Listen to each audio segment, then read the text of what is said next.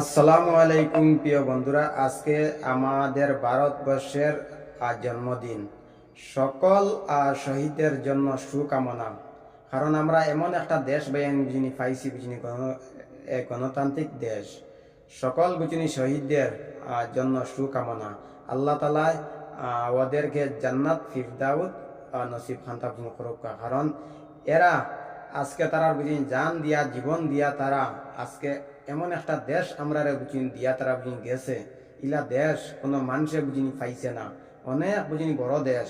প্রত্যেকটা মানুষে তারা বুঝিনি জীবনটা দিয়া তারা বুঝিনি স্বাধীন বুঝিনি করছে।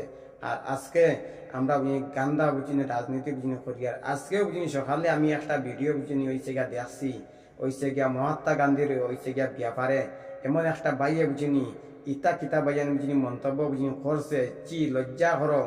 আজকে আমাদের বুঝিনি ভারতবর্ষ এমন একজন মানুষ বুঝিনি না হইলে আমরা অনেক সুন্দর একটা দেশ বুঝিনি পাই না বুঝিনি। মহাত্মা গান্ধী, ওনাকে স্যালুট।